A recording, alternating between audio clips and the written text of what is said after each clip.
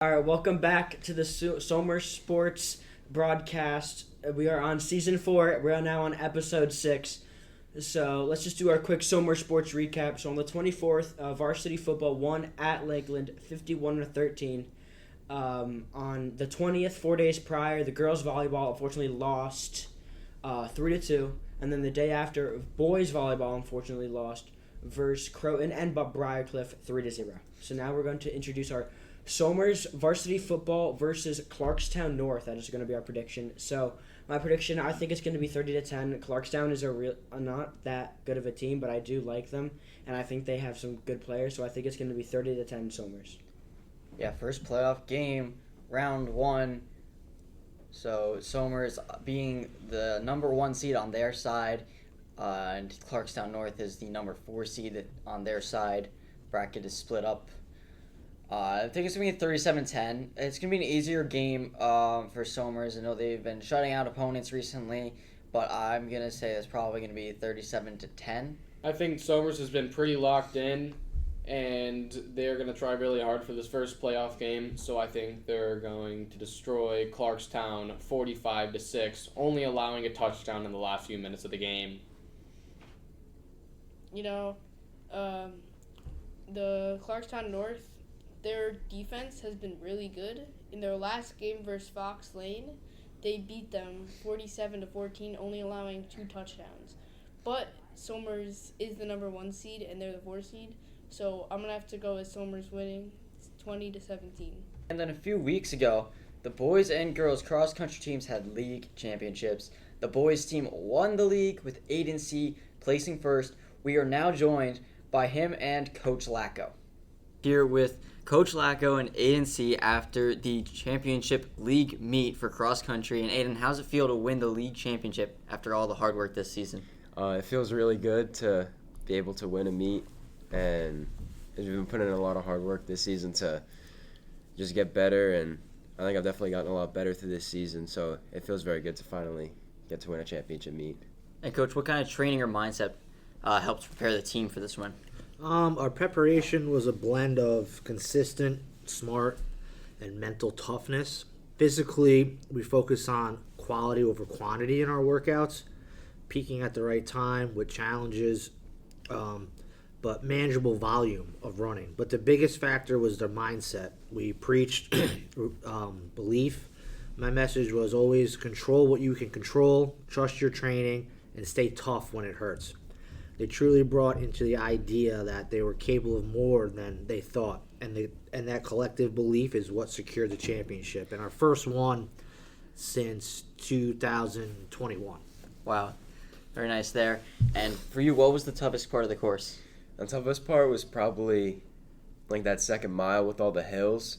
It's really just uphill for a while, and there's not much space to recover, so it gets really tiring doing all the uphills, so it hurts a lot. Yeah.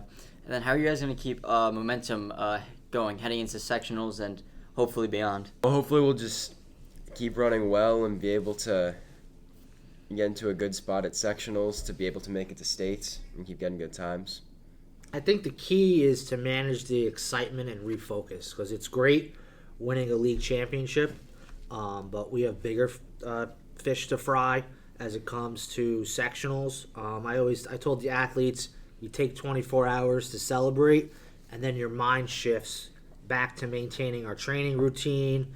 We're going to introduce some more speed stuff going along.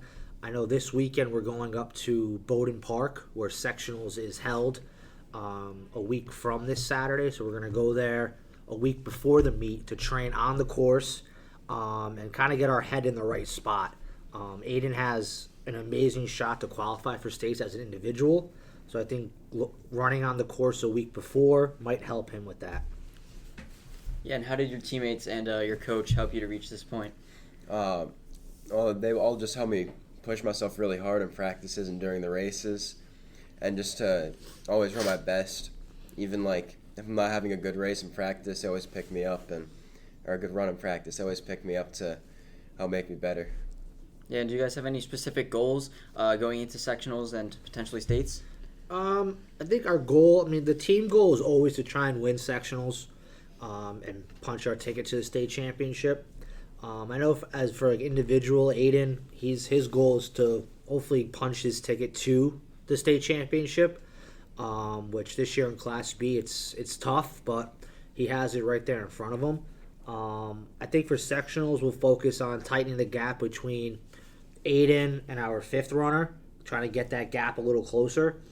And if we can keep our scoring pack close and everyone nears to their potential, I think we can achieve a big goal and make some shot at sectionals and hopefully win as a team, but hopefully get 8 in there.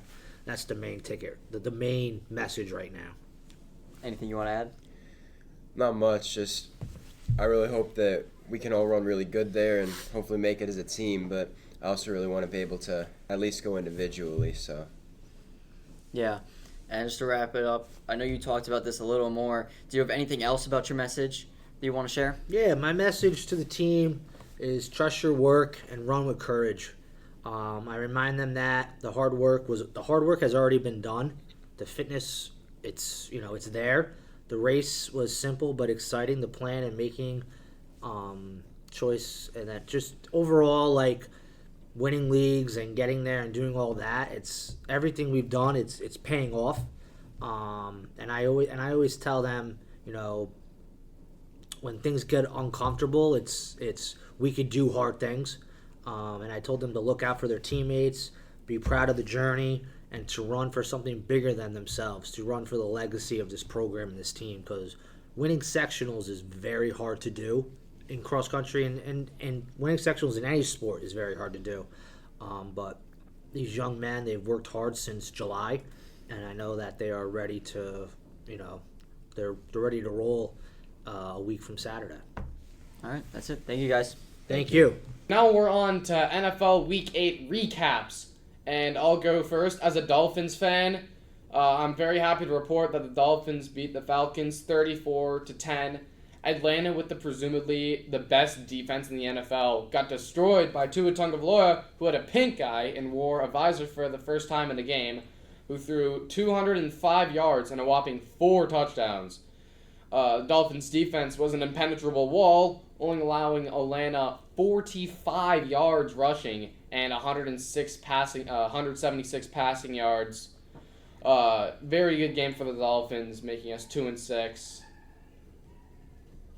All right, so the Jets finally got their first win of the season playing the Bengals. I think the Bengals were up 28-10 at halftime, and then the Jets came back and won 39-38 off the last minute. I think it was a throw by Breece Hall for a touchdown. And then the Ravens beat the Bears, getting, I think, their third or fourth win of the season against the Bears, 30-16. This week, Saquon Barkley got his revenge against his former team, rushing for 150 yards and a score to help the Eagles beat the Giants 38-20. Hurts also threw 4 touchdowns, and then on Sunday night, the Packers spoiled Aaron Rodgers' reunion as Jordan Love's 3 touchdown passes led Green Bay to a 35-25 victory over the Steelers. Also, the Bills beat the Panthers 49-0 or 40-9. And the Texans beat the 49ers 26-15. Now with Week 9 predictions, I'll start us off in a potential AFC Championship preview. The Chiefs, I think they're going to beat up the Bills in a high-scoring showdown. Mahomes going to make a key play late game to quiet the road crowd. And then the red-hot 7-1 Colts will continue their impressive run by handling the Steelers in Pittsburgh. The Colts' balanced offense will be too much for the Steelers team coming off a tough loss in Week 8. Yeah, I think that the Bears are going to beat the Bengals. I mean, the Bengals didn't look too good last night, and I don't think they're going to continue looking, somewhat good with the Joe Flacco at quarterback, because he's just getting beat up through the O-line. And then I think the Cowboys are going to beat the Cardinals. That'll be a good game. I think Kyler Murray is still going to be out, but I think if he comes back, then the Cardinals will win. But if he's not back, then I think they're going to lose. I got the Patriots and the Falcons, and seeing how the Falcons played on Sunday, I think they're really only getting it held to 7 points, and the Patriots going to run down on their defense 30-7. And I got a pretty close game with the Titans and the Chargers. I got the Titans beating the Chargers 13-10 in an unexpected win. I see Ryan Tannehill actually throwing pretty good. I'm actually hoping for a pretty good game. And that the 49ers are going to beat the Giants because Cam Scatabo, their running back, who was really good, he got injured, and they also got a loss. So I think that they'll keep that momentum going. And I think the 49ers, I think that they'll do good. And I think that the Commanders will beat the Seahawks. Now, just a little bit of the MLB postseason. Right now, we're in the World Series. Blue Jays versus the Dodgers. The Jays' offense exploded with a historic 9-run sixth inning, highlighted by the first pinch hit grand slam in the World Series by Addison Barger. Toronto cruised to an easy victory to take the series opener. 2 nights later, Dodgers pitcher Yamamoto delivered a masterful, complete game, shutting down the Jays' powerful offense. Will Smith and Max Muncy hit back-to-back home runs in the 7th to break a 1-1 tie. Now it's going to bring us in to our MLB World Series predictions. Dodgers, Blue Jays. Who do you guys got? I think that the Dodgers are going to win, not only because their pitching with Yamamoto has been great. If he goes in another time, I think they'll definitely get the win. And also, just the momentum from this game. They won the most recent one, so I think that they'll keep it, and I think that they can win it in 5. I think that the Blue Jays have been on a hot streak lately, and they've been playing really well. I'm thinking that the Blue Jays are going to beat the Dodgers, but just a little bit, maybe a game, maybe 7 games. But I'm hoping for a close one. I think that the Dodgers are going to get it in 7. I think they're a great team, and I think the Blue Jays are also a really good team, and I think by the way they've been playing, I think it's going to be close, and I think the Dodgers are going to squeak out a win when it's 3-3, and I think they're going to win in 7. Yeah, this is a hard one for me. As most people watching this probably know, Dodgers beat the Yankees last year in the World Series, and then this year the Jays beat the Yankees in the division series. So these 2 teams that the Yankees have lost to the past 2 years playing right now. So I don't like either of these choices, but it's just a matter of who's going to get hot at the right time. I think the Dodgers are going to do that in 6 games. They're going to take it 6 games. I know relievers have been a bit of an issue for them, but I think they're going to find a way to get around it and keep going. NHL recap: the Utah Mammoth dominated last week, extending their win streak with a Logan Cooley natural hat trick against the Blues and securing a 7th straight win over the Jets. Vegas continued their strong start by handing Carolina their first loss, while rookie Macklin Celebrini scored an overtime winner for San Jose. Now we got the NBA recap. So the NBA season began with the defending champion Thunder winning an overtime thriller and the Warriors defeating the Lakers despite a 43-point debut from Luka Doncic. Giannis made history with a dominant first 3 games, recording a stat line which was 100-plus points, 40-plus rebounds, and a whopping 15-plus assists, never before seen to open a season. Looking forward to a good NBA season this year. Good luck to all the basketball fans. That's going to wrap it up for this week's episode. Make sure to check back next week for another episode. Thank you for watching. We are the Somer Sports Broadcasting Club. See you next week.